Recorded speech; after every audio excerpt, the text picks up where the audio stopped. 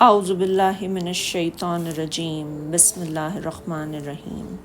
وَإِذَا قَالَ رَبُّكَ لِلْمَلَائِكَةِ إِنِّي جَاعِلٌ فِي الْأَرْضِ خَلِيفَةً قَالُوا أَتَجْعَلُ فِيهَا مَن يُفْسِدُ فِيهَا وَيُسْفِكُ الدِّمَاءَ وَنَحْنُ نُسَبِّحُ بِحَمْدِكَ وَنُقَدِّسُ لَكَ قال انی اعلم ما لا تعلمون۔ اور یاد کرو جب آپ کے رب نے فرشتوں سے کہا بے شک میں زمین میں ایک خلیفہ بنانے والا ہوں۔ انہوں نے کہا کیا تو زمین میں اس کو بنائے گا جو اس میں فساد کرے گا اور خون بہائے گا؟ ہم تیری تعریف کے ساتھ تسبیح کرتے ہیں، تیری پاکیزگی بیان کرتے ہیں۔ اللہ نے کہا بے شک میں وہ جانتا ہوں جو تم نہیں جانتے۔ اللہ تعالیٰ بنی آدم پر اپنے احسان کا ذکر کرتے ہوئے فرماتا ہے کہ اس نے انہیں پیدا کرنے سے پہلے ان کا ملائے اعلیٰ میں ذکر فرمایا۔ وَإِذْ قَالَ رَبُّكَ لِلْمَلَائِكَةِ، یعنی اے نبی صلی اللہ علیہ وسلم اس وقت کو یاد کریں اور اپنی قوم کو یہ قصہ سنائیں جب آپ کے پروردگار نے فرشتوں سے فرمایا انی جاعلکم فی الارض خلیفہ، انی جاعل فی الارض خلیفہ، بے شک میں زمین میں نائب بنانے والا ہوں۔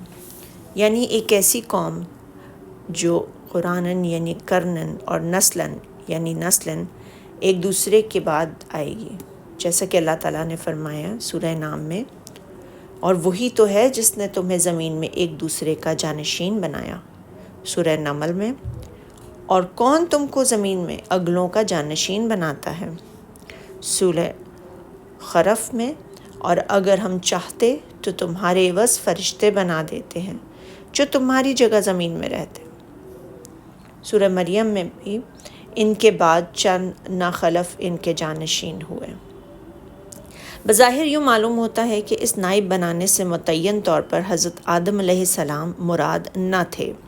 اگر حضرت آدم علیہ السلام مراد ہوتے تو پھر فرشتوں کی یہ بات مناسب نہ تھی کہ اتجعل فیہا من یفسد فیہا ویسفک الدماء، کیا تو اس زمین میں ایسے شخص کو پیدا کرنا چاہتا ہے جو خرابیاں کرے اور کشت و خون کرتا پھرے؟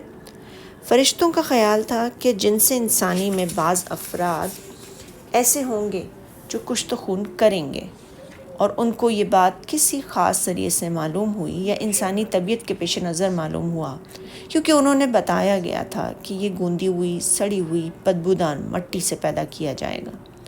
یا پھر لفظ خلیفہ کے معلوم مفہوم سے انہوں نے سمجھا کہ یہ خود ہی لوگوں کے درمیان واقع ہونے والے جھگڑوں کا فیصلہ کرے گا، مظالم کی روک تھام کرے گا اور حرام کاموں اور گناہ کی باتوں سے روکے گا۔ اتجعل فیہا من یفسد فیہا ویسفک الدماء، فرشتوں کا یہ سوال اس مخلوق کی تخلیق میں جو حکمت کار فرما تھی اسے معلوم کرنے کے لیے تھا۔ یعنی فرشتوں نے عرض یہ کی کہ اے اللہ اس مخلوق کے پیدا کرنے میں حکمت کیا ہے؟ حالانکہ اس میں کچھ ایسے لوگ بھی ہیں جو خرابیاں اور زمین میں کشت و خون کریں گے۔ اگر اسے پیدا کرنے سے مقصود یہ ہے کہ وہ تیری عبادت کرے تو ہم تیری تعریف کے ساتھ تسبیح و تقدیس کرتے رہتے ہیں، یعنی ہم تیری نماز پڑھتے ہیں اور تیری نافرمانی کی بھی کوئی چیز ہم سے صادر نہیں ہوتی، تو پھر ہم پر اکتفا کیوں نہیں کیا جاتا؟ اللہ تعالیٰ نے اس سوال کا جواب دیتے ہوئے فرشتوں سے فرمایا انی عالم ما لا تعلمون، بے شک میں وہ باتیں جانتا ہوں جو تم نہیں جانتے۔ یعنی میں جانتا ہوں کہ اس مخلوق کے پیدا کرنے میں کیا مصلحت ہے، اور جو ان مفاسد کی نسبت زیادہ رجے ہے جن کو تم نے ذکر کیا ہے، اور تم اس مصلحت کو نہیں جانتے کہ میں ان میں انبیاء پیدا کروں گا، میں ان میں اپنے رسولوں کو مبعوث کروں گا، ان میں صدیقین، شہداء، صالحین، عباد، زہاد، اولیاء، ابرار، مقربین، علماء، عالمین، مجھ سے ڈرنے والے، مجھ سے محبت کرنے والے اور انبیاء کرام علیہم السلام کے اتباع کرنے والے بھی ہوں گے۔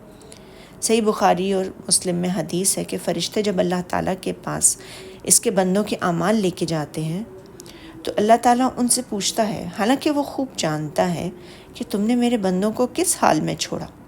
فرشتے جواب دیتے ہیں ہم جب ان کے پاس آئے ہیں تو اس وقت بھی وہ نماز پڑھ رہے تھے، اور جب ان کے پاس گئے تھے تو وہ نماز پڑھ رہے تھے۔